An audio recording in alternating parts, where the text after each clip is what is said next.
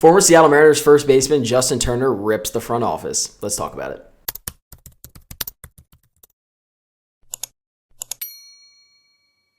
So some more national media attention that the Seattle Mariners are unwillingly getting from an article from USA Today that came out yesterday where Justin Turner I wouldn't say rips into them, but he basically is very transparent about how he feels about the front office. So yet again, another person or big name person in the national media / major league world has basically another person just ripping into the Mariners front office on how they are just not doing things the right way and missing a massive opportunity to go out and finally win their first World Series or even make it to their first World Series in the first place. So we're going to go over some quotes that Justin Turner had talked about in this article yesterday. These may be a little bit out of order, but they're still going to get the point across very clearly. So let's start off with the first one. This one says, "There's never going to be a better time in the history of that franchise to have added a couple of bats to make a run than this year," Turner said, "and they missed it. I thought Alonso was a slam dunk. How can you not go after him? You kidding me?" So yes, first off, let's start off by this offseason specifically that Justin Turner talks about, where the Seattle Mariners yet again are going to have the same 5 starting pitchers in their rotation as they did last year, where they were the number 1 staff in the entire league, and they decided to go out and make their big splashes of the offseason be Donovan Solano and bringing back Jorge Polanco. So yes, Justin, we all agree with you that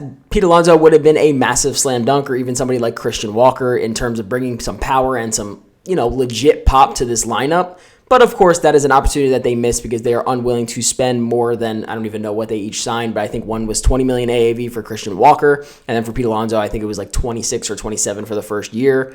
But yep, just another opportunity where they missed to go out and get a big and massive name at first base. Now, this next quote is pretty incredible that it came out of his mouth to the public eye. But this is something that was very true coming from a man who is a World Series champion himself and has been down the winning road and has been basically a winner most of his career. He said, "I told them several times, as in the Mariners front office, this offseason you have a unicorn of a pitching staff. This might be the best 5 starting pitchers in the history of the game. I mean, find me a better 5-man. There obviously has been teams that have had elite 3 guys, right? Hall of Famers Greg Maddux, Tom Glavine, and John Smoltz in Atlanta. Maybe 4 guys, Baltimore Orioles, 20-game winners in Jim Palmer, Dave McNally, Bobby Culler, and Pat Dobson in 1971, but 5 guys." So Justin is absolutely right in this. I think the Mariners have something that is very, very hard to come by. It is very not often where teams can go out and say that all 5 of those guys have a chance to win every single night they're on the mound, because all 5 of them do. All 5 of them dominate in a very different way. All 5 of them are going through different progressions in terms of their career growth. But at the end of the day, all 5 of them are pitchers that you never want to face. Like, you don't ever want to step up there against the Seattle Mariners and face Brian Wu, Bryce Miller, George Kirby, Logan Gilbert, or Luis Castillo, because you know all of them can dominate on any single night. And again, this is coming from a MLB veteran who's been in the league for a long, long time and is 41 and coming out and saying that he probably was just on the greatest team from a pitching staff perspective that he's ever been in his entire career. But again, it is very sad that the Seattle Mariners front office does not recognize this, and so many other people, not even within the organization, are noticing that the Mariners are just being cheap. It's plain and simple. They refuse to go out and spend the money that they're making.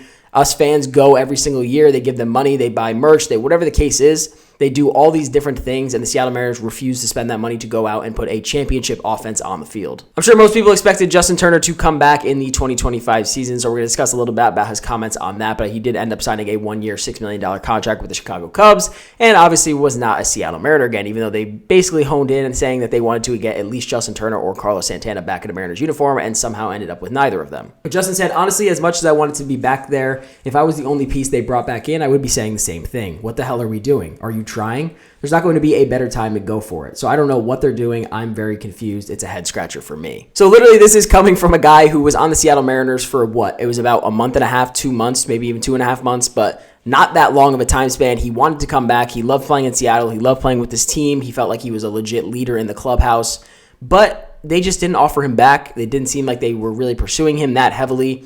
And at the end of the day, he even is well aware that, even if they did go out and bring him back and didn't really do much, like say they went out and brought Justin Turner back and then brought back Jorge Polanco, similar to what they basically just replaced Justin Turner for Donovan Solano, he would even be like, what are we doing? Like, why are we not pursuing guys that are still younger, that are still putting out 25 plus home runs every single year instead? And like, Justin Turner knows he's not on he's not at that peak of his career. He's going down every single year, but he's still being productive. So in his mind, yeah, cool. It would have been cool if you brought me back in.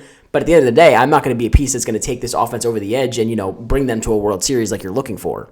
So even he is well aware that if we did bring him back, they still would have failed. They still would have not brought in enough offense to really back up this pitching. So this next quote is pretty dang interesting, but definitely one of the truest things he probably could have ever said in this situation. He said the fact that they missed the playoffs by one game and didn't go out and add an impact bat or two when you have the best pitching staff in baseball just seems absurd to me. Right there with you, Justin. I think all of the Seattle Mariners fan base is right there with you. We don't understand. We love the guys that we have in the clubhouse. We love these guys. We're going to root for them. We're going to cheer for them. We're going to hope they can make it to a World Series, win a World Series. But the reality is they didn't do enough to make this lineup stacked. This lineup has a lot of good players in it. This lineup has a lot of question marks in it. This lineup has a lot of potential injuries in it as well. So when you don't go out and bring in a guy that you can sit there and be like, oh, this guy's putting out 25 plus, 30 plus home runs, 100 plus RBIs this season, all it's going to be is a question mark. We're going to be doing the same thing. We were 10 games up in the division last year, and we still missed the playoffs by a game.